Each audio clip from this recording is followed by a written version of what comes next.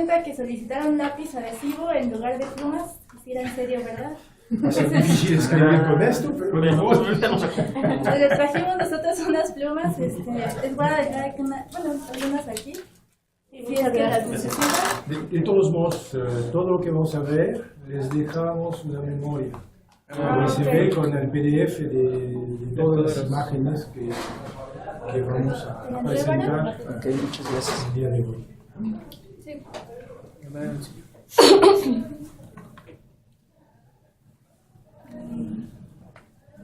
Perfecto. Bien, entonces, muchas gracias por recibirnos. Entonces, soy Michel Tiber y me van a aguantar durante algunas horas hoy. Lo que vamos a hacer, digamos, es ver un poco de cromatografía para la gente que quiere desarrollar y optimizar métodos. Es decir, que el curso va a estar dividido en dos partes. La primera parte, pues que es, digamos, lo más sencillo, es la optimización.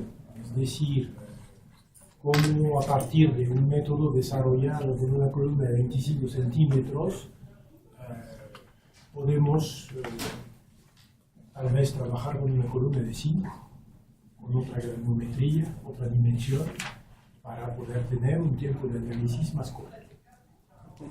Entonces, digamos que es algo muy sencillo. ¿Por qué? Porque se puede calcular. Es decir, que a partir del resultado que tienen, pueden saber hasta dónde podemos ir en la optimización, y se hace en 5 minutos por cálculo. La otra parte es cómo obtener el resultado. Toma más de 5 minutos. Puede tomar meses. Entonces, la segunda parte va a ser muy diferente, porque la primera vamos a hacer una revisión de los parámetros cromatográficos, porque finalmente la optimización se va a hacer por cálculos a partir de nuestros K', de nuestra resolución, de nuestro número de platos, y de ahí podemos ir a lo mejor que se pueda en función de la selectividad que hemos obtenido. La segunda parte no, es decir, lograr justamente nuestra separación es algo mucho más difícil que no se va a poder hacer por cálculo. Entonces, lo que vamos a ver en la segunda parte va a ser los mecanismos de detección. La única manera que tenemos para tratar de encontrar condiciones favorables para una separación es utilizando los razonamientos de físico-química de la fase normal, de la fase inversa, del intercambio iónico, etc. Y jugar con esto para encontrar mejores soluciones o buenas soluciones a nuestros problemas. Entonces, digamos que esta parte es mucho más descriptiva, ¿sí? Porque aquí no hay cálculos. Es decir, que es el conocimiento del químico y de los mecanismos que rigen las separaciones que nos va a permitir obtener algo aceptable o hasta bueno en nuestros intentos de predesarrollo. ¿Okay? Entonces va a ser, digamos, dos partes un poco diferentes unas de otras, pero consideramos que es lo que requiere un químico que va a hacer desarrollo. Es decir, que cuando obtienen un buen resultado, digamos que siempre hay que pensar en optimizarlo. Son 5 minutos de trabajo, pero puede costar mucho dinero. ¿Por qué? Muchas gracias. Porque si tenemos una separación que se hace en 30 minutos con una columna de 25 centímetros, hacerla en, no sé, 5 o 6 minutos con una columna de 10 centímetros va a representar en 10 años de operación mucho dinero, tanto por consumos como por tiempo de equipo. Porque en el costo de un análisis, la amortización del equipo es un costo importante. Por lo tanto, si bloqueo el equipo 30 minutos para hacer mi separación, en lugar de bloquearlo durante 6-7 minutos, pues es obvio que el costo del análisis va a ser mucho más alto. Entonces, es este punto que quiero, digamos, sobre el cual quiero insistir, porque muchas veces nos damos cuenta que la gente encontró buenas condiciones, dijo, ya por fin lo tengo, y nunca se le ocurrió que los picos estaban separados así, y que por lo tanto podíamos trabajar 5 veces menos tiempo.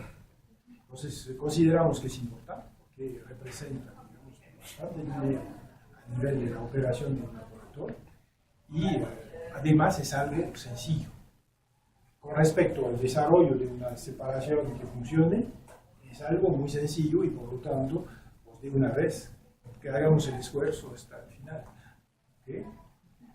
Bien, entonces vamos a empezar con justamente un poco de revisión de los parámetros cromatográficos yendo hacia la utilización, ¿okay? Porque necesitamos todo esto.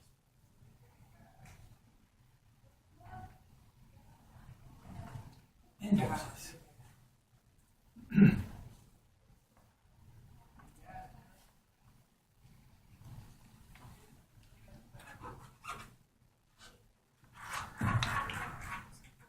vamos a empezar con lo básico y después iremos a ver un poco más los detalles.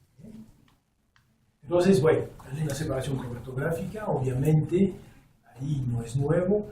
Tenemos picos cromatográficos con un tiempo o un volumen de retención, es decir, que si trabajamos a flujo constante, volumen y tiempo están ligados por nada más el flujo, es decir, que el volumen es proporcional al tiempo. Entonces podemos hablar de tiempo y volumen de manera indistinta. Y tenemos lo que se llama el volumen muerto, es decir, el volumen que representa la parte líquida dentro de la columna, es el tiempo necesario para que una molécula sin retención salga de la columna. Entonces estamos hablando de lo que llamaría cromatografía de interacción, porque en ciertos casos hay ciertos tipos de cromatografía que trabajan antes del volumen muerto. ¿Ustedes las conocen? La cromatografía de permeación de gel, por ejemplo. Es decir, si separamos las moléculas por tamaño, es decir, que escogimos un tamaño de poro tal que esté cerca del volumen de la columna, entonces hay moléculas que van a entrar o no en los poros. Y por lo tanto, las que entran en los poros van a salir a T0, pero las que no entran en los poros van a salir antes. ¿Por qué? Porque para ellas solo van a recorrer el volumen entre los granos y no el volumen poroso. Y por lo tanto es una cromatografía que trabaja entre el volumen intersticial y el volumen total de cero. De la misma manera, la separación de los ácidos carboxílicos en columnas, en resinas de intercambio de cationes, trabajan por la exclusión de iones y trabajan entre esos dos volúmenes. Los demás, lo que se llama cromatografía de interacción, vamos a jugar con la afinidad de las moléculas con la fase estacionaria. Entonces, obviamente, las moléculas tienen que entrar en los poros y todas van a salir después de B0 o, en el peor de los casos, a B0 o a T0. ¿Okay? Entonces, ¿cómo funciona nuestro sistema? Pues nuestro sistema es un equilibrio del soluto entre las dos fases. Es decir, que vamos a tener a todo momento nuestra molécula de soluto S con un equilibrio entre fase móvil y fase estacionaria. Y por lo tanto, vamos a tener un coeficiente de distribución que va a ser la relación de la concentración del soluto en fase estacionaria dividido por su concentración en fase móvil. Obviamente, ¿qué va a crear la retención? La retención se va a crear por la absorción del soluto en la fase estacionaria. Cuando se absorbe, su velocidad es cero. Cuando está en la fase móvil, es la velocidad del flujo. Fase móvil. Entonces, más tiempo pasa en la fase estacionaria, más se va a retrasar. Aquí su velocidad es cero. Entonces, se traduce por el hecho de que cuando la retención es alta, pues nuestra concentración en fase estacionaria es mayor a la concentración en fase móvil. Justamente para que pase más tiempo en la fase estacionaria. Y por lo tanto, el coeficiente de distribución crece con la retención. ¿Okay? Entonces, inclusive, cuando trabajamos en concentraciones bajas, digamos que aquí concentración y actividad se confunden, y por lo tanto, nuestro coeficiente de distribución va a ser la constante del equilibrio termodinámico. Y justamente, la cromatografía funciona con una relación fundamental muy sencilla, que nos dice que el volumen de retención es proporcional al V0, volumen muerto de la columna, multiplicado por este constante termodinámica del equilibrio, multiplicado por el volumen de la fase estacionaria. Esa es la relación fundamental de la cromatografía, muy sencilla. Entonces, lo podemos expresar en volumen, una constante de equilibrio expresada en volumen o en peso, es decir, en este caso el W estacionario. Voy a ver si esta cosa funciona.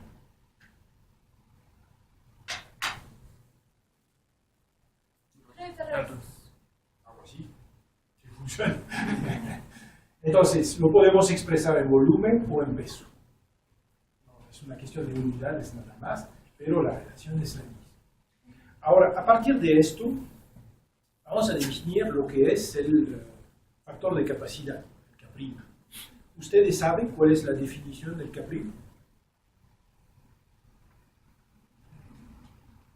Pienso que lo usan de manera relativamente común, que es muy práctico, vamos a ver por qué. Pero ¿saben cuál es la definición del K', del factor de capacidad? Tiene que ver con la selectividad, ¿no? Quiere decir... Sí, pero traduce, digamos, el equilibrio. Es decir, que obviamente que sube el K' directamente como el volumen del tiempo de retención. Entonces, tiene una definición particular. Es esto. Es el número de moles de soluto en la fase estacionaria dividido por el número de moles de soluto en la fase móvil. Es decir, es un poco como la constante del coeficiente de distribución, pero está en moles, en valores absolutos. Es decir, que es un número sin dimensión. Es decir, puedes expresar este en moles, puedes expresar el número de moléculas, etc. Pero es cantidad sobre cantidad, es decir, que es un número sin dimensión. Entonces, a partir de esto, pues si traducimos el número de moléculas, pues la cantidad es la concentración multiplicado por el volumen. Es decir, que esta cantidad de moléculas en la fase estacionaria es en realidad la concentración del soluto en la fase estacionaria multiplicado por el volumen de la fase estacionaria. De la misma manera aquí, el número de moles en fase móvil es la concentración multiplicado por el volumen de la fase móvil. Es decir, que encontramos aquí nuestro coeficiente de distribución o constante de equilibrio, si estamos en concentraciones bajas, es decir, en cromatografía analítica, multiplicado por el cociente del volumen de la fase estacionaria sobre el volumen de la fase móvil, que se llama la relación de fases. Esa relación de fases es una cosa muy importante en cromatografía, tanto de líquidos como de gases. Ustedes conocen el beta de la cromatografía de gases, exactamente esa es la relación entre la fase móvil y la fase estacionaria. Y lo que tenemos que entender, vimos que es un equilibrio entre dos fases. Entonces, este lo podemos asimilar a una extracción líquida. Si suponemos que metemos un soluto entre agua y cloro de metileno, vamos a extraer, tal vez se va a extraer el cloro de metileno, que sería la fase estacionaria, por ejemplo. Entonces, la constante de reparto nos va a dar la relación de las concentraciones de nuestro soluto entre los dos solventes. Pero la retención cromatográfica no es únicamente esto. Si suponemos que tenemos una constante de extracción de 10 entre agua y cloro de metileno, es decir, que metemos nuestro soluto, metemos, no sé, 50 mililitros de agua, 50 mililitros de cloro de metileno, agitamos, y al equilibrio vamos a tener una concentración 10 veces más grande del soluto en cloro de metileno que en el agua. Entonces, cuando tenemos la misma cantidad de agua de cloro de metileno, esto significa que habrá 10 veces más soluto en cloro de metileno. Pero ahora, si suponemos que metemos 1 litro de agua y 10 mililitros de cloro de metileno para hacer la extracción, vamos a agitar, la concentración va a ser 50 veces más grande de cloro de 10 veces más grande de cloro de metileno, pero tenemos 100 veces más agua de cloro de metileno.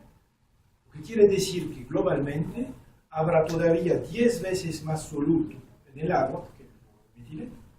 ¿Por qué? Porque tenemos 100 veces más agua que el metileno. Es decir, hay el factor intensivo, que es la constante de equilibrio, y el extensivo, que son la relación de fases.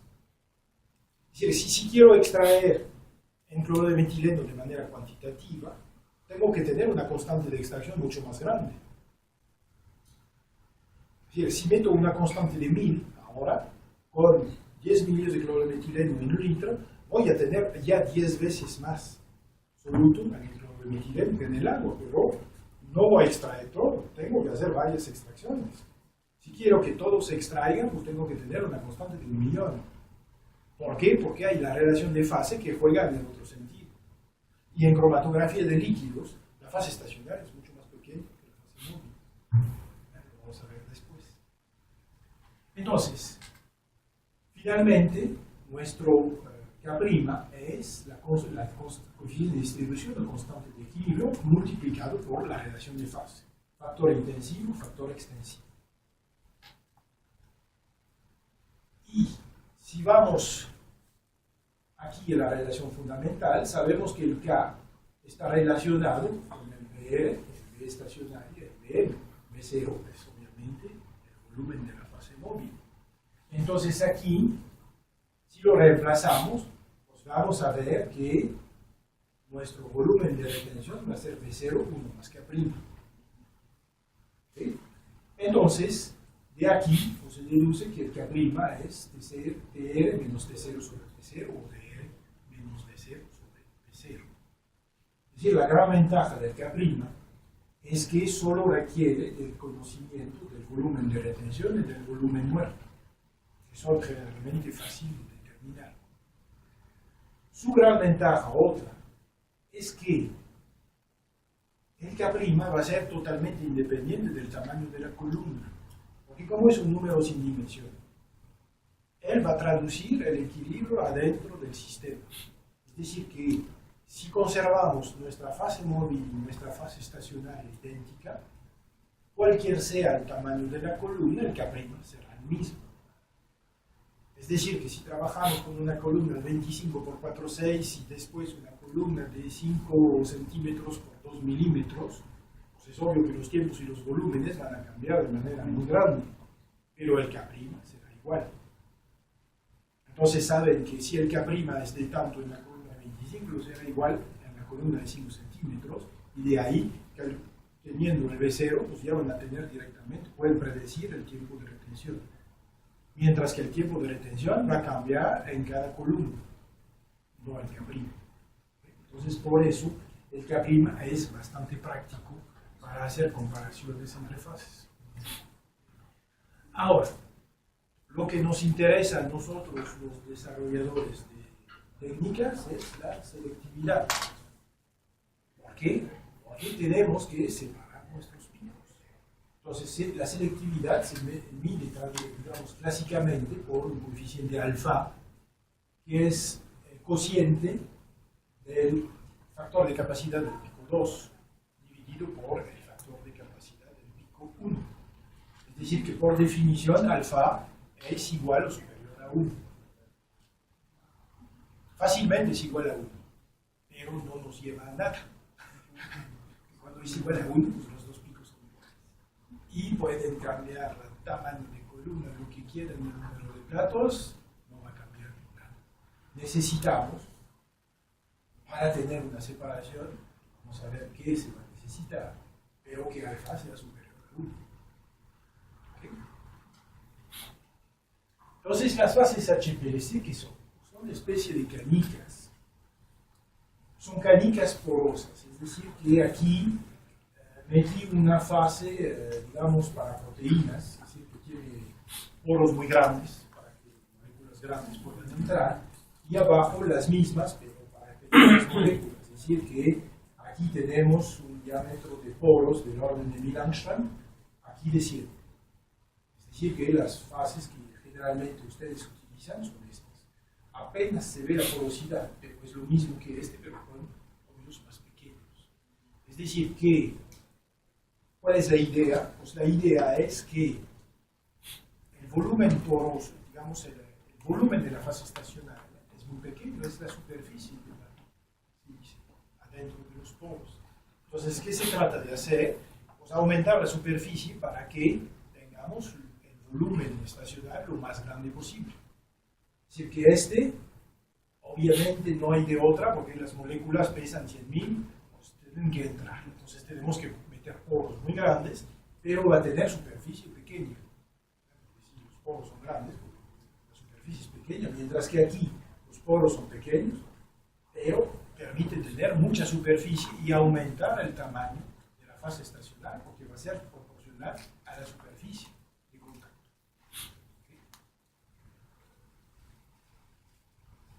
Es decir que, ahora si vamos un poco a los detalles, el volumen muerto de la columna de cero, pues es lo que no es sólido, finalmente, es la suma del volumen intersticial más el volumen poroso. ¿Y cómo se calcula? Pues, digamos, es un epsilon, una cierta proporción del volumen de la columna. Entonces, el volumen de la columna lo podemos tener directamente a partir del DC. ¿Por qué? Porque va a ser el volumen de la columna multiplicado por el flujo y, digamos, vamos a tener el flujo multiplicado por el T0 dividido por el volumen de la columna. Pi de 2 cuadrado L sobre 4 es el volumen del cilindro que es nuestra columna. Ft es el volumen muerto, es decir, el flujo multiplicado por T0. Entonces, nuestro epsilon, pues lo calculamos de a partir del T0 y del flujo, tenemos la proporción de líquido en la fase de nuestra columna. Generalmente, epsilon va a ser del orden de 60 o 70% del volumen total, es decir, que hay poco sólido en realidad. Y obviamente nuestro volumen muerto se va a dividir en dos partes. Una que es el volumen intersticial, es decir, el volumen entre los granos, y el segundo va a ser el volumen poroso adentro de los granos. Es decir, toda la estructura porosa adentro de la sílice va a ser lo que se llama el volumen poroso. Para las fases de HPLC, el epsilon es del orden de 60 a 70% del volumen total de la columna. Pero el problema es que el volumen estacionario es mucho más pequeño. Es la capa a la superficie, la capa molecular a la superficie de la sílice. Es decir, que va a ser entre 1000 y 100 veces más pequeño que el B0.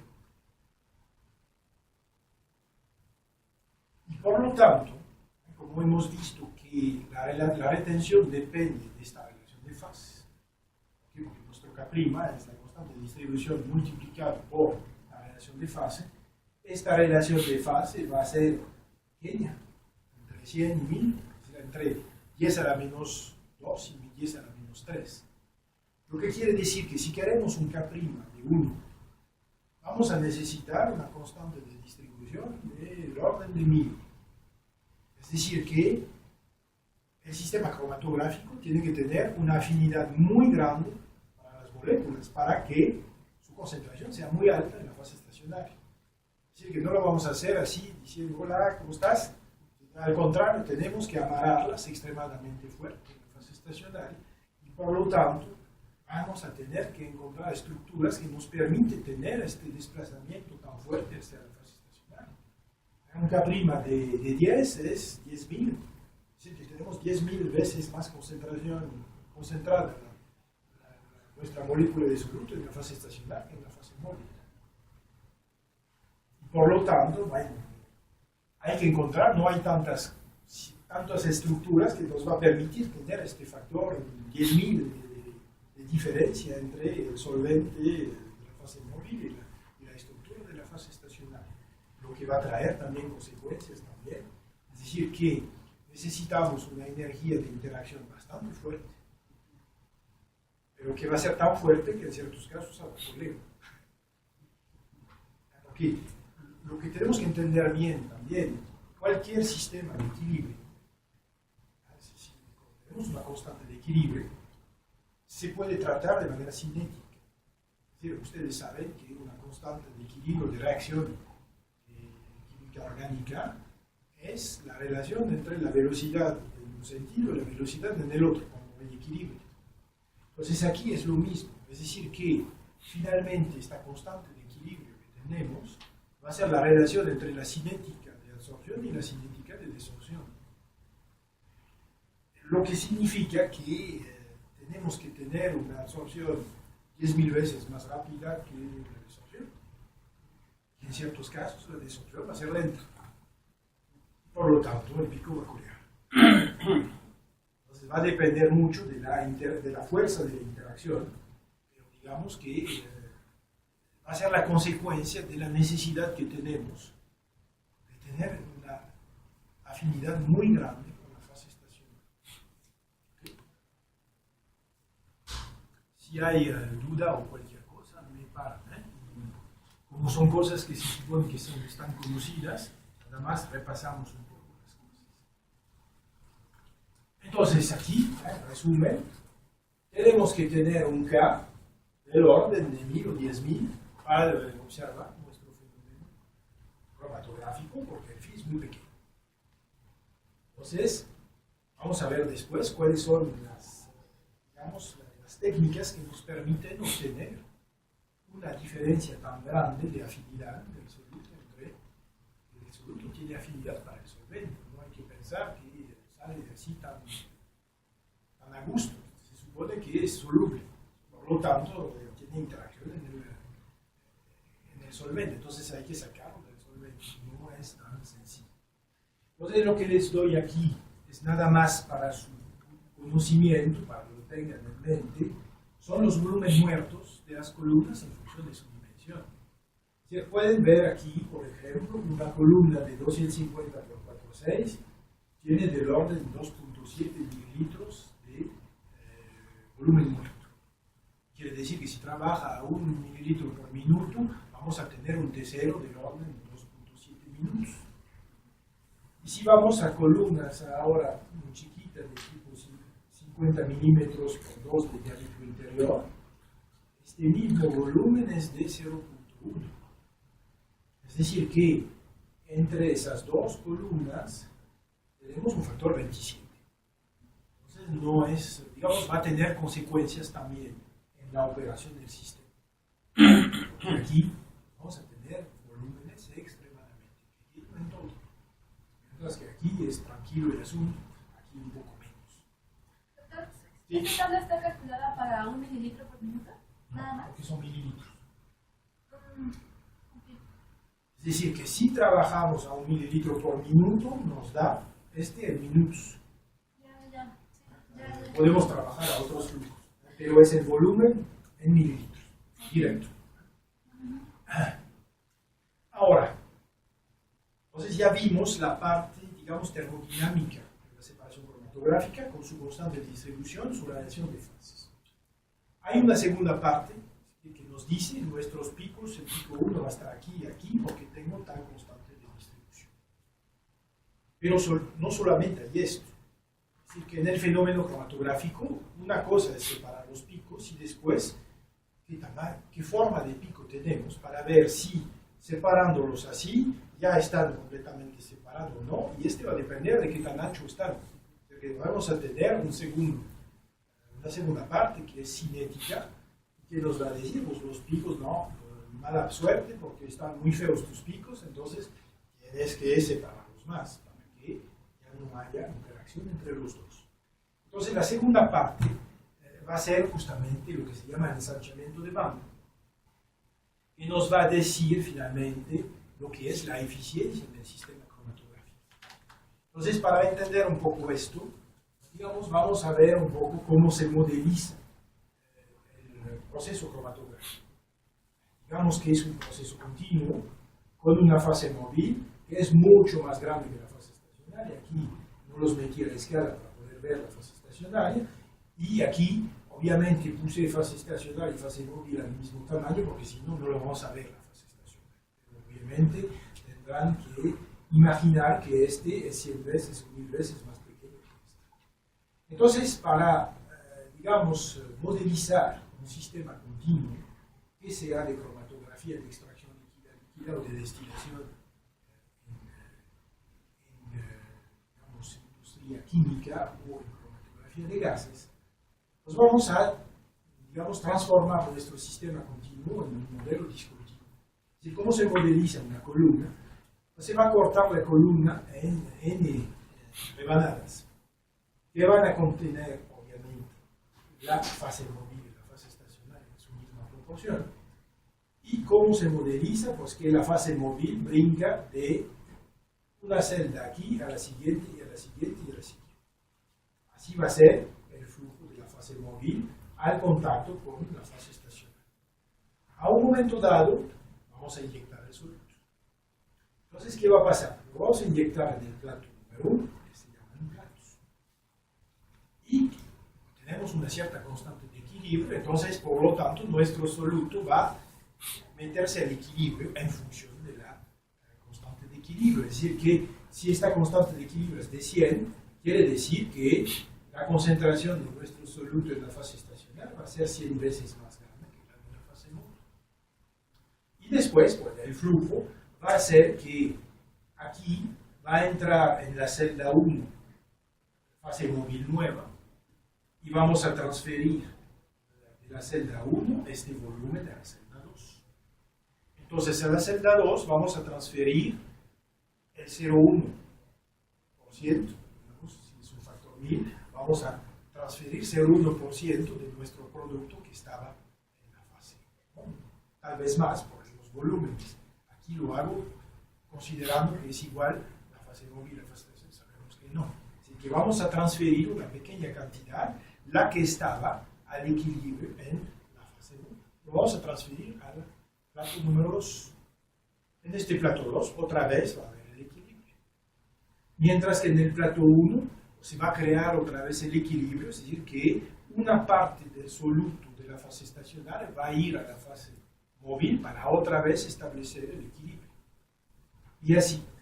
Entonces, al paso 2, pues ya hay solvente, el soluto en el plato 2. Al paso 3 va a aparecer el plato 3, etcétera, etcétera. Y en el plato 1, o sea, la primera es la concentración máxima. Y cada vez que vamos a meter solvente, pues la concentración va a bajar en la proporción que se va a arrastrar a la fase móvil por la constante de equilibrio. Es decir, que al inicio está máximo y va a bajar, bajar, bajar, bajar con el tiempo. Mientras que nuestro soluto cada vez va a ir al plato siguiente.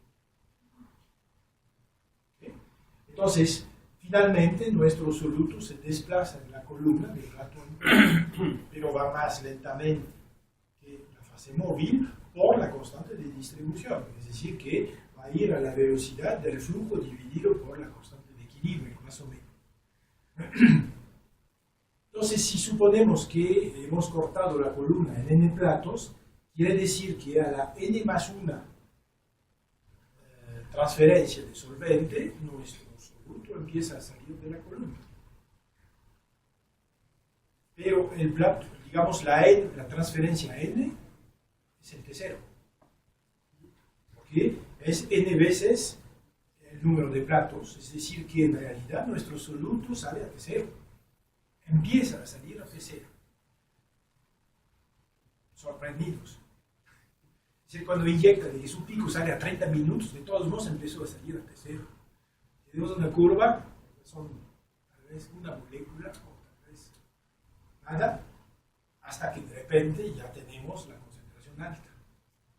Está el máximo de concentración, pero el pico empieza a T0 y termina al infinito. Matemáticamente, prácticamente no. Entonces, nuestro soluto se desplaza y a todo momento va a estar en una concentración máxima en la columna. Es decir, que el máximo se desplaza hasta salir de la columna. Y cuando sale de la columna es el máximo del pico cromatográfico. Entonces, no voy a entrar en los cálculos porque son complicados, pero digamos que con su constante de equilibrio, es lo que se llama en estadística una estadística de Poisson. Es decir, que si tienen una moneda y quieren 20.000 águila o sol, vamos a tener una estadística de Poisson. Es decir, es lo mismo que tener un coeficiente de distribución de X valor tanto. Digamos, en el águila o sol, si la moneda no está chueca, el K es de 0,5. En este caso, pues puede ser 100, puede ser, etcétera. Digamos que, pero el resultado es el mismo. Es decir, que nos va a dar una curva de reparto, digamos, no simétrica, que es la ley de Poisson, cuando el número de platos rebasa 50 aproximadamente, se transforma en la ley normal, es decir, en una curva de Gauss. Es decir, que en las columnas de cromatografía de gases o de líquidos que tienen muchos platos, nuestro pico es una curva de Gauss, cuando no hay coleo. Veremos esto después. En la teoría no hay coleo, es otra cosa. Entonces vamos a suponer que todo se pasa bien y nuestro pico va a salir con una forma de curva de Gauss, lo que nos permite aplicar la estadística normal al pico cromatográfico, porque es la misma curva. Si la ley normal es curva de Gauss, pues aquí tenemos la curva de Gauss, entonces podemos hablar de desviación estándar, de varianza, etcétera, para el pico cromatográfico, como lo podemos hacer en estadística. Lo que sí es interesante, digamos, en el sistema del pico cromatográfico, es que ahora esta curva de Gauss va a tener una cierta anchura. Y esta anchura va a ser ligada al número de platos que hay en la columna. Es decir, tenemos un sistema continuo, pero su descomposición en sistema discontinuo nos va a permitir decir la columna equivalente discontinua a esta columna continua tendría tantos platos. Sorpresivamente. Digamos, aquí no vamos a entrar en las leyes de transferencia de masa, etc., pero es lo que tenemos. Es decir, que la definición del número de platos es el tiempo de retención dividido por el sigma, que es la desviación estándar de la curva de Gauss. Es decir, que el sigma, pues sabemos aquí que tenemos 4 sigmas. Es decir, que WI aquí es 2 sigmas y a la línea de base estamos a 4 sigmas. Es decir, que esta es una definición matemática de la curva de Gauss. Si sacamos la tangente al punto de inflexión de la curva de Gauss, digamos que nos va a dar los puntos de inflexión aquí, son 2 sigmas, y la intersección de la tangente con la línea de base, aquí nos va a dar 4 sigmas. Entonces, ahora, si consideramos el equivalente estadístico, nos va a decir que entre 4 sigmas vamos a tener 95% de la cantidad que hemos inyectado. Porque la curva normal nos dice que a 4 sigmas tenemos 95% de probabilidad. En la curva de HPLC va a traducirse en que de lo que hemos inyectado, el 95% está entre los 4 sigmas. Entonces hay las colas aquí hasta el infinito, que representan 2,5%. Pero aquí tenemos el 95% de todo lo que hemos inyectado. ¿Está más o menos claro así? Entonces, digamos, debido a la naturaleza matemática de la curva de Gauss, digamos, vamos a tener entonces nuestro número de pi, la definición del número de platos, el tiempo de retención dividido por el sigma en tiempo al cuadrado. Lo que sí tenemos que entender bien, tenemos que trabajar o en tiempo o en volumen, pero no podemos meter un volumen en un tiempo, es decir, o trabajamos en tiempo o trabajamos en volumen. Entonces, generalmente, como los cromatogramas están por tiempo, se los doy por tiempo. Entonces, pero hay otras relaciones, porque sabemos también que a media altura, esta es una propiedad matemática de la curva de Gauss, tenemos aquí a media altura 2.35 sigmas. Lo que quiere decir que si medimos la anchura a media altura, nos va a decir que tenemos aquí número de platos va a ser 554, es el cuadrado de 235, multiplicado por el tiempo de retención dividido por la anchura media altura al cuadrado. Es decir, que cuando yo empecé a hacer cromatografía, todavía no había integradores. Entonces, no me sacaba el software la eficiencia. La teníamos que calcular con una regla. Entonces, aquí pues, se tenía el tiempo de retención, obviamente, y con la regla medíamos la anchura media altura aquí, y con esta fórmula calculábamos el número de platos. Ahora eso después se lo da, pero no lo calcula de la misma manera. ¿Qué hace el software? Posee, digamos, otra propiedad de la curva de Gauss que nos dice que la superficie de la curva de Gauss es la desviación estándar multiplicado por la altura multiplicado por raíz cuadrada de 2pi. Esta es la superficie de la curva de Gauss. Entonces, su software, él conoce la superficie, que le da la superficie de picos, conoce la altura, y de ahí va a poder deducir, porque el sigma lo vamos a reemplazar aquí, y nos dice que el número de platos es 2pi, tiempo de retención, altura dividido por superficie al cuadrado. Es así como el software lo calcula, porque tiene superficie, altura y tiempo de retención, y entonces tienen una columna que les da el número de platos. Así se calcula. Entonces, todas esas relaciones no son cromatográficas, sino son, digamos, de la matemática de la curva de Gauss. Y este es válido en estadística o en cromatografía. Lo que nos interesa en cromatografía son los platos. Entonces, a partir de ahí, vemos que la anchura del pico cromatográfico está ligado finalmente al número de platos que contiene la columna. Ahora, lo que tenemos que ver es qué va a hacer que hay más o menos platos en una columna. Es decir, ok, observamos, hay tantos platos. Lo que tenemos que ver ahora es, finalmente, qué hace que hay más platos o menos platos en una columna cromatográfica. Entonces, la medida de eficiencia lo podemos hacer de diferentes maneras.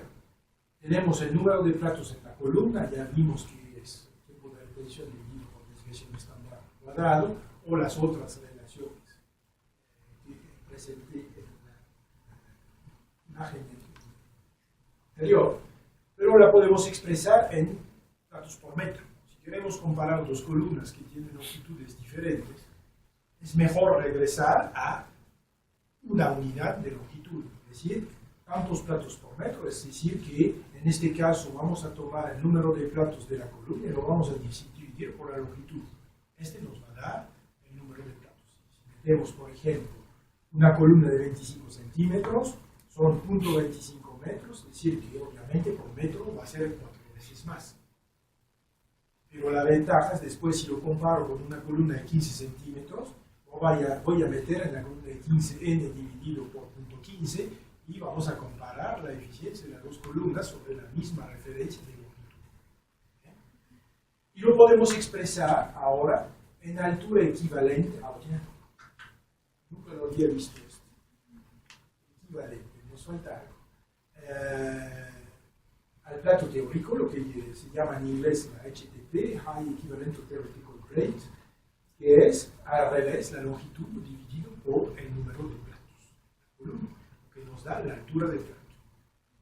Lo que sí es interesante ver es que cuando tenemos una columna que tiene 100.000 platos por metro, es decir, eficiencia aquí, su altura de plato no es muy grande. Quiere decir que la altura del plato es 10 micras.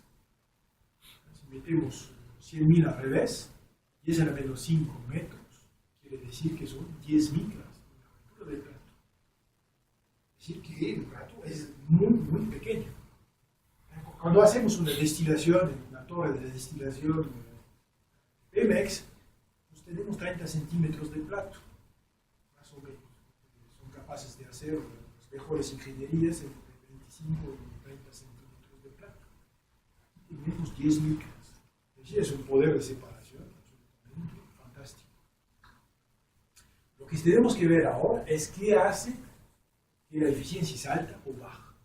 Entonces, para esto tenemos que ver un poco cómo funciona el ensanchamiento de banda en la columna cromatográfica.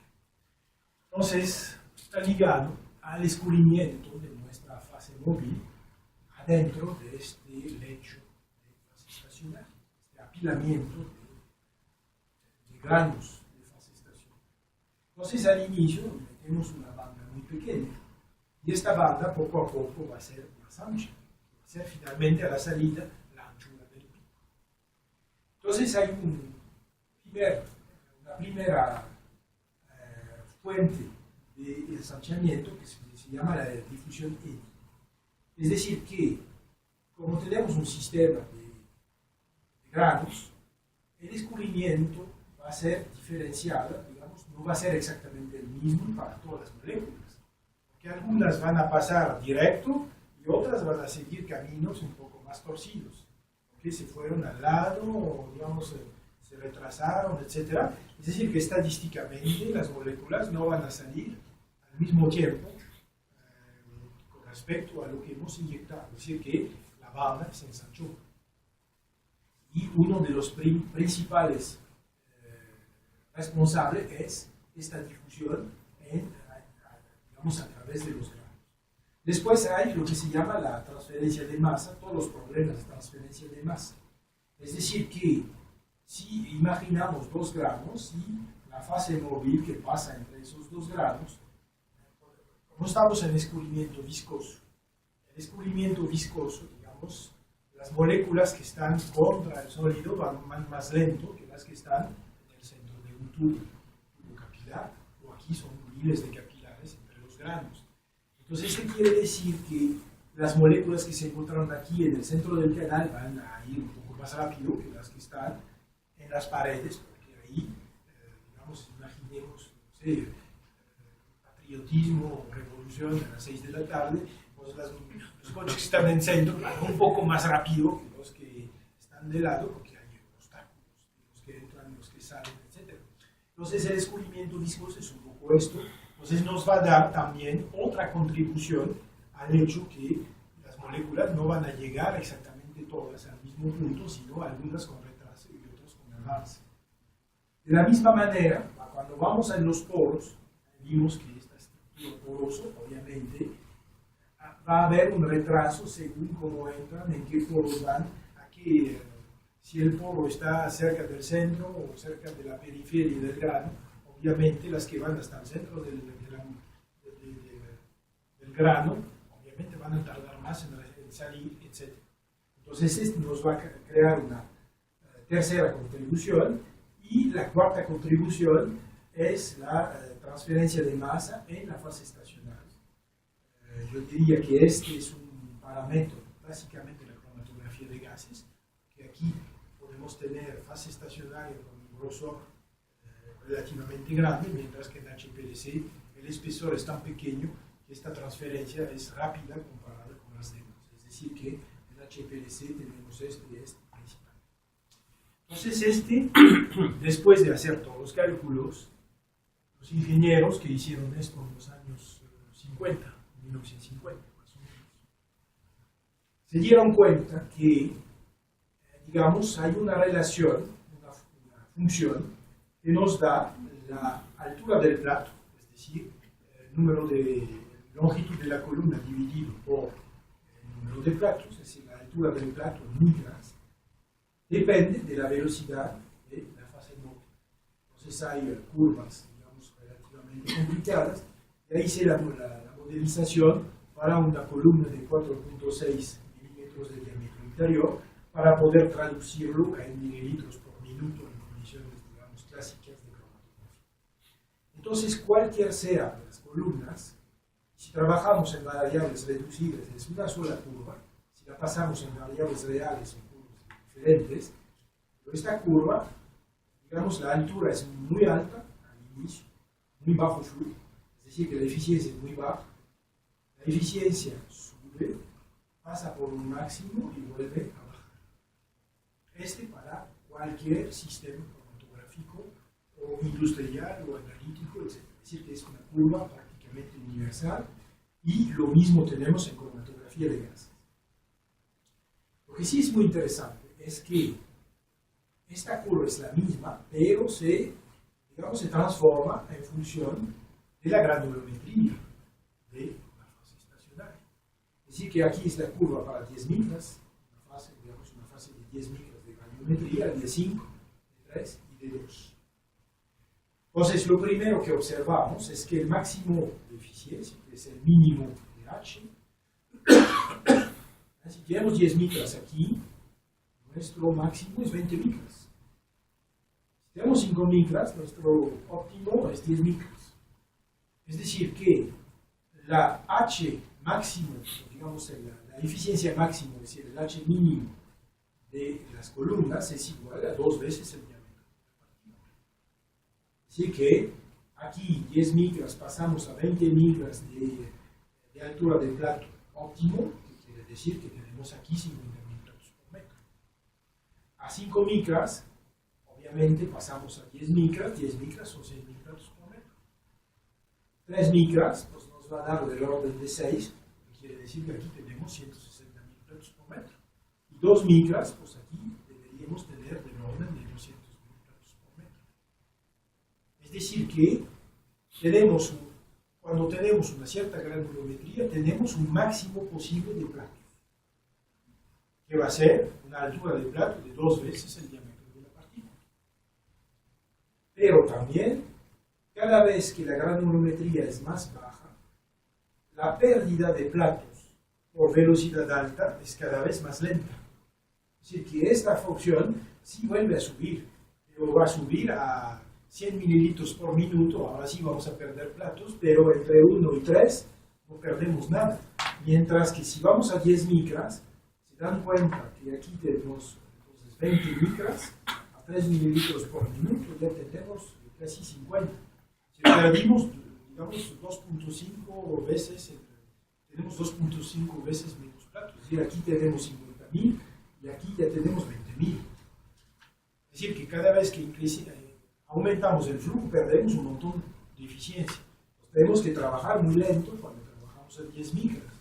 Pero cada vez que la granulometría es más pequeña, perdemos menos. ¿Qué quiere decir? Que podemos hacer cada vez más rápidamente nuestra separación sin perder platos. Lo que es interesante. Obviamente les va a costar un poco de presión. pero quiere decir que la columna va a seguir igual de eficiente 2, 3 milímetros por minuto.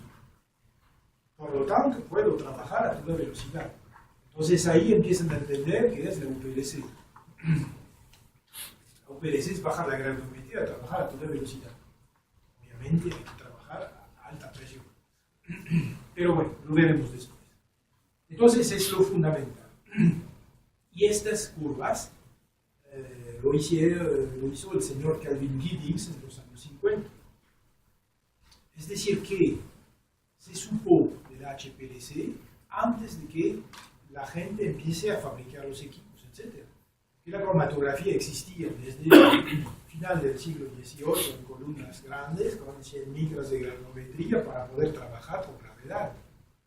Entonces el equipo de cromatografía de los años 30 era muy barato, era un tubo de vidrio, abajo una reducción, un pequeño frit para mantener la sílice, después una llave a la salida para establecer el flujo y una ampolleta arriba para tener la reserva de solvente.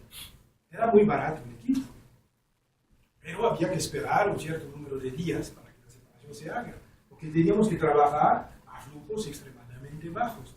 Imaginan 100 micras, pues vamos a tener la curva así, es decir que vamos a tener que trabajar a 0.01 mililitros por minuto para tener platos.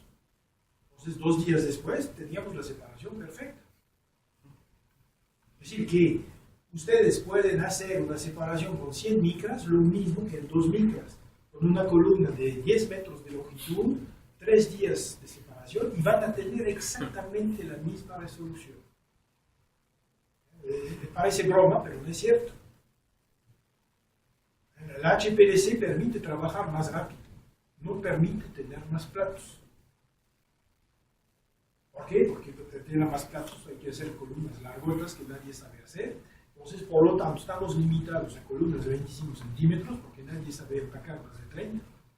Por razones, digamos, de técnica de empacado y de aplastamiento de los granos. Entonces, estamos limitados en esto. La única diferencia es que lo que se hacía antes en 3 días se va a hacer en 3 minutos. Es esta la optimización. Vamos a ver después cómo se va a hacer. Entonces, a partir de esto, en los años 60 ya se empezó a, de un lado, fabricar sílices de granulometría más pequeña, pero obviamente ya no se podían empacar en seco, había que empacarlo en vía húmeda. Después la presión era alta, entonces se tuvo que fabricar los equipos que permitían dar la presión suficiente para obtener el flujo necesario. Y a partir de aquí, bueno, en los años 60 ya empezaba a haber bombas cromatográficas, etcétera, y detectores. Pero se tuvo que miniaturizar todo, subir la presión, etcétera. Es decir, que la tecnología tardó 20 años más o menos para funcionar, y a partir de los 80 más o menos, ya los equipos no se movieron hasta el día de hoy. Ahora, pues cuando somos químicos, lo que nos interesa es tener dos picos separados. Es decir, que es la suma de dos cosas, la suma de la selectividad y de la eficiencia. Es decir, que cada vez que hay menos eficiencia tenemos que tener más selectividad para poder separar los picos, porque lo que nos interesa es que los dos picos se separen lo suficientemente bien. Entonces, ¿cuál es la definición de la resolución? Entonces, su definición es la diferencia de los tiempos dividido por la media suma de las anchuras a la base. Es decir, diferencia entre tiempo y anchuras.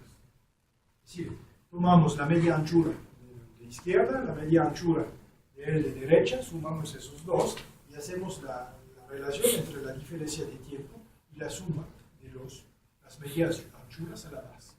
Es decir, que una resolución de 1 quiere decir que aquí vamos a tener una diferencia de T2 menos T1 igual a esto más esto.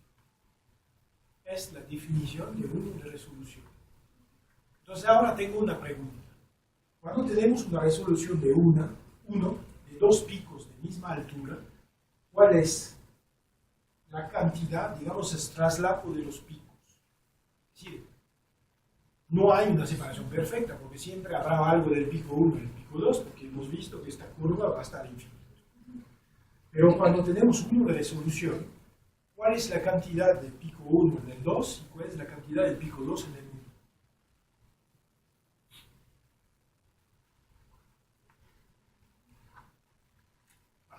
No hay necesidad.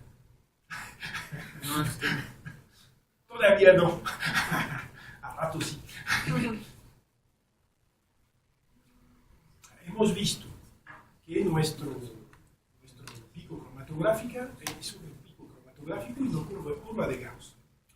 Y hemos visto que a 4 sigmas, es el caso, porque aquí tenemos 2 sigmas a la derecha, 2 sigmas a la izquierda, es decir que estamos con justamente nuestro pico a 2 sigma, 2 sigma. Vimos que 4 sigma estadísticamente representan 95% de probabilidad.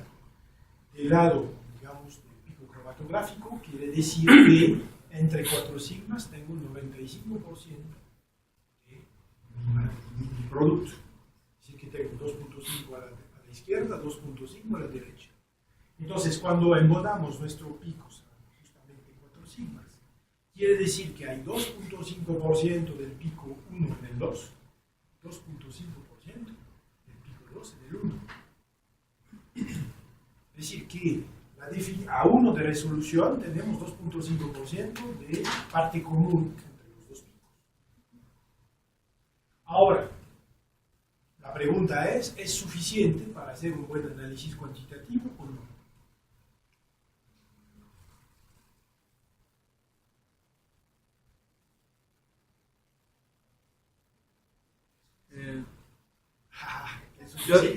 Pienso que no. Ese 2.5 representaría el error, y eso todo en condiciones la ideales. interferencia, ¿no? que vamos a tener. Y es en condiciones ideales, porque por ejemplo puede ser el pico... No hablo de coleo. Si hay coleo tenemos que aumentar, obviamente, se complica. Pero digamos, suponemos que son simétricos. Entonces, vamos a tener 2,5 en uno en el otro.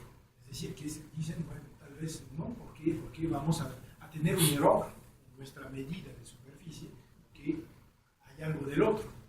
Ahora, si los dos picos son iguales, lo mismo del uno en el otro que del otro en el uno.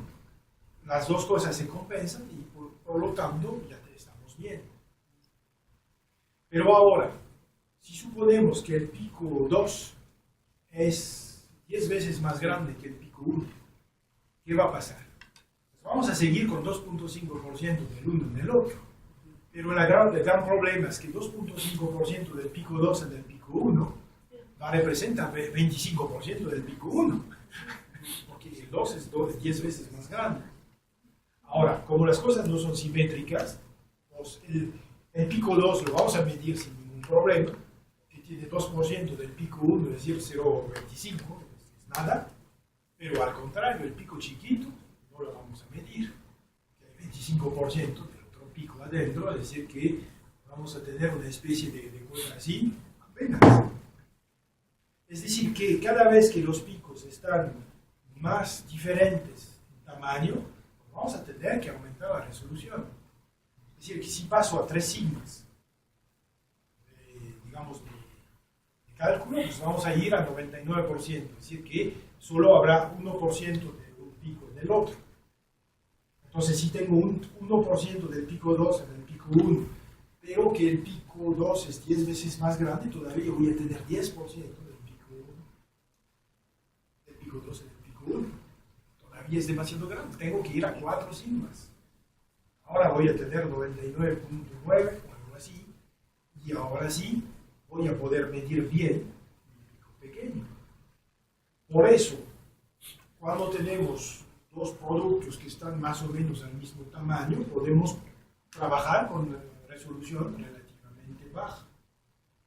Pero si hacemos sustancias relacionadas con el picote y 0,1% del otro, tenemos que tener mínimo 3 o 4 de resolución, justamente para evitar la interferencia del pico grande sobre el pico pequeño. El pico grande, pues, lo miden, como de todos modos no lo miden porque está saturado el detector, pero digamos que a él no le afecta, pero es el pico pequeño el problema. Entonces, cada vez que hay más relación de tamaño entre picos, pues tenemos que separarlos más. Digamos, es la traducción de una cosa de sentido común, pero por eso les obligan a tener el orden de 3 o 4 de resolución cuando tenemos las pequeñas impurezas a nivel de 0,1% al lado del pico principal. Y es ahí donde muchas veces tenemos dificultades, porque no es tan fácil, porque tenemos que separar muy bien todas las impurezas del pico principal. ¿Okay? Entonces, justamente esta resolución es la combinación de dos efectos, la selectividad y la anchura de picos. Por lo tanto, obviamente, cada vez que los picos van a ser más angostos, vamos a tener más resolución con menos selectividad, lo que es finalmente interesante para desarrollar técnicas. Y finalmente, llegamos a una expresión simplificada de la resolución, porque, digamos, esta fórmula es complicada, porque los omega, es decir, la anchura a la base de los picos, es muy difícil de calcular. Entonces, se trata de hacer una simplificación,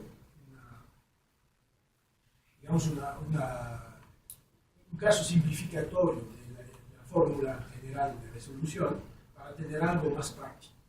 Esta hipótesis de simplificación es de decir, bueno, nuestros picos son vecinos, por lo tanto, prácticamente tienen la misma anchura. Y vamos a suponer que esta anchura es la misma, es decir, que en lugar de decir W1, W2, vamos a decir, pues vamos a tener 4 sigmas, la misma anchura para los dos picos. Entonces, obviamente, cuando los picos están alejados así, hay una diferencia grande entre las dos fórmulas, pero como la resolución es grande, digamos que sea de 10 o de 9,5, a nadie le importa. Pero cuando los picos se acercan, cada vez esta expresión simplificada está más cerca de la realidad, la fórmula principal, digamos, de la definición.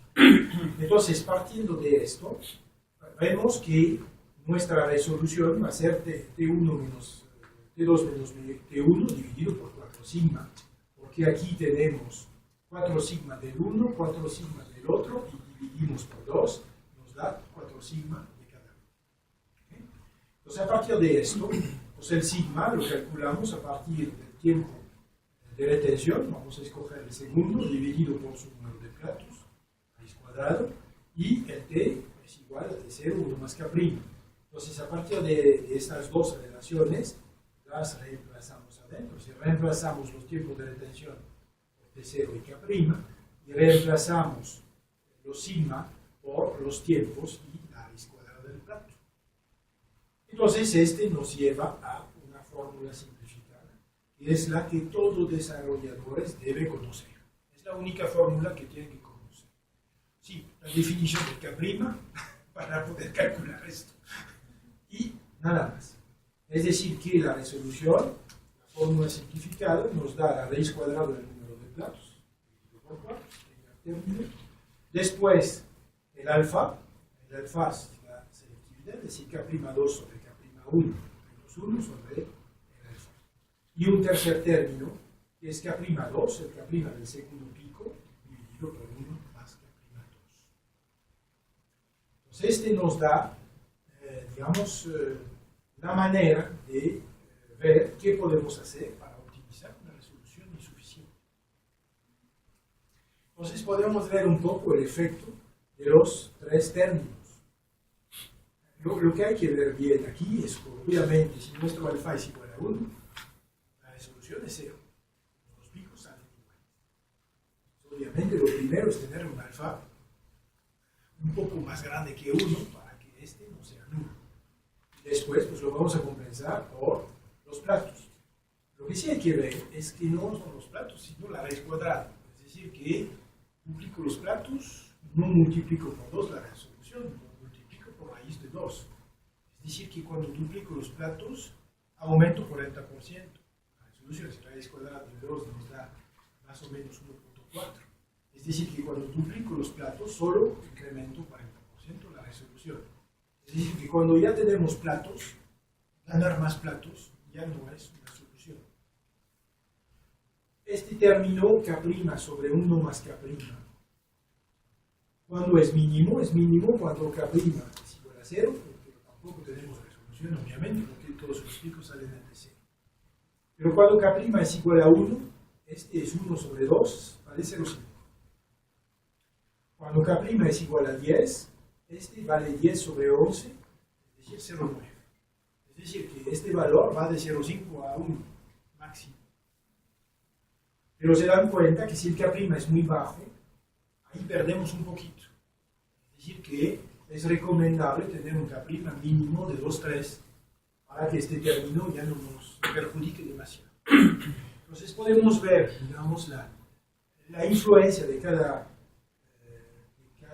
factor de la fórmula de la resolución en esto. Es decir, que partimos de un punto central donde tenemos 20.000 platos en la columna, 1.05 de alfa y un k'2 de 5. Y vamos a ver qué pasa cuando cambiamos el alfa. Cuando cambiamos el alfa de 1.05 a 1.10, dan cuenta que pasamos de 1.5 a prácticamente 3. Es decir, que con 5% de variación de alfa duplicamos la resolución. Mientras que si duplico los platos, por ejemplo, paso de 20 a 40.000, pasamos de 1.5 a apenas 2, justamente el 40% de la raíz cuadrada. Es decir, que obviamente el alfa va a ser el más interesante, pero es el más difícil también. Ese es el problema. ¿Por qué? Porque tenemos que encontrar una fase que tenga una selectividad diferenciada suficientemente grande con nuestros dos productos para aumentar nuestro alfa. Es decir, que este es termodinámica pura. Y ahora el k', no se dan cuenta que el k', una vez que estamos a 5, sube muy lento, porque si vamos de 5 a 10, pues subimos de 1.5 a 1.6 más o menos, pero si vamos muy bajo el k', ahora sí nos perjudica mucho. Por lo tanto, nosotros les recomendamos que tengan un k' mínimo de 2 o 3, para a no estar afectados por, digamos, esta parte de la función. Así que picos poco retenidos muchas veces van a tener una mala resolución que, digamos, la influencia de este factor. Lo fácil generalmente es mover un poco la retención, no presenta mucha dificultad y por lo tanto es recomendable tener una retención suficiente de todos los picos cromatográficos. ¿Está claro este? Es decir, que finalmente, en nuestra fórmula de la resolución, el número de platos es simétrico. Y se dan cuenta que lo van a poder calcular porque saben que cuando voy a disminuir la granulometría, voy a aumentar el número de platos en función de la curva de Van Dieter. Porque si nos metemos cerca del óptimo, como estamos a baja granulometría, no estamos cerca del óptimo en general, quiere decir que bajo a la mitad de la granulometría duplico el número de platos prácticamente. Entonces nos va a permitir hacer el cálculo de optimización en minutos. Mientras que obtener el alfa nos puede tomar 6 meses o más. Porque aquí tenemos que encontrar las condiciones. Es decir, esta parte que es ligada a los alfa y los K', que en realidad son los K', porque el alfa es una relación de K', es únicamente termodinámico, es decir, ligado al equilibrio entre los solutos entre las dos fases. Una vez que tengo esto lo puedo calcular, pero tener esto un poco de tiempo. Es decir, una vez que tenemos alfa y K', la longitud óptima de la columna se calcula. Es decir, ustedes van a decir, yo necesito tanto de resolución y voy a reducir la longitud de columna hasta llegar a esto, y ahí me quedo. Es esta la optimización, es muy sencillo. Mientras que tener un alfa suficiente es mucho más difícil, y ahí no les podemos dar, digamos, fórmulas de cálculo, sino, digamos, conocimientos de la físico-química de la separación cromatográfica. Veremos después. Entonces, hay que cambiar fase móvil, fase estacionaria hasta encontrar condiciones favorables, y es un trabajo experimental importante porque nuestra posibilidad de predicción está limitada y tenemos que verificar lo que está pasando. No se puede hacer en el papel. ¿Preguntas acerca de esto?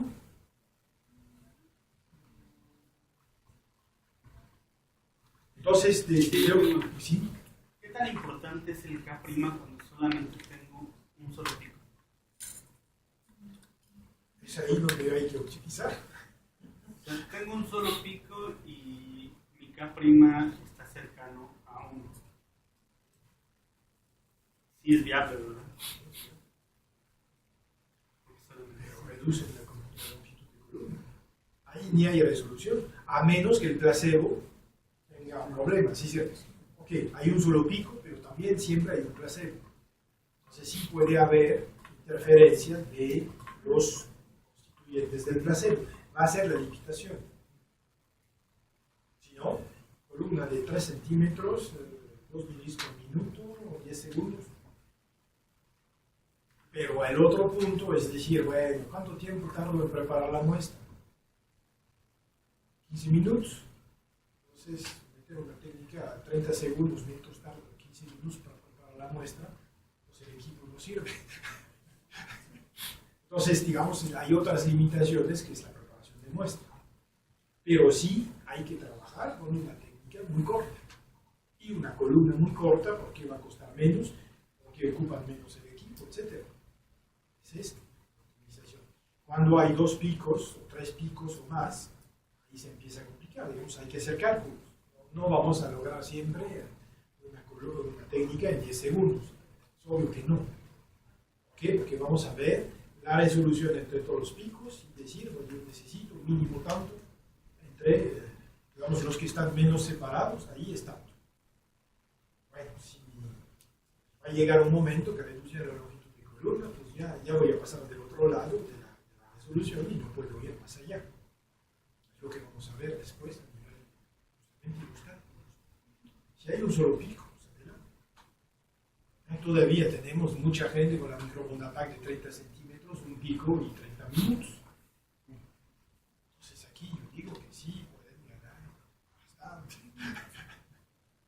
Y con fases modernas, además, no va a colgar el pico. Entonces, por lo tanto, hay mucho, todavía bastante que hacer. Cuando son sustancias relacionadas, que hay 5 picos, etc., ahora sí es más complicado. Y no siempre vamos a poder optimizar en 5 minutos. Es obvio que no. Pero de todas las cosas que es la determinación del contenido del activo, podemos muchas veces optimizar y no hay necesidad ni de UPLC ni de nada. Un HPLC clásico lo van a poder optimizar.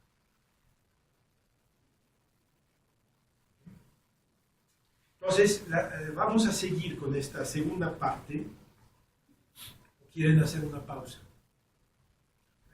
La segunda parte es... Prefiero hacer la pausa después, porque si quieren, por el momento hemos visto, finalmente lo que se tiene que hacer es bajar la granulometría, aumentar el flujo. Pero del otro lado, digamos, no es gratis. Si hacer esto no va a tener implicaciones tecnológicas. Entonces, es, digamos, el balance del otro lado que quiero darles, para después tener finalmente lo que se puede hacer a nivel de optimización.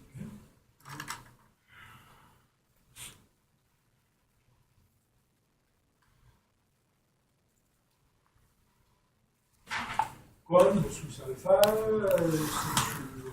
su sigma, etc.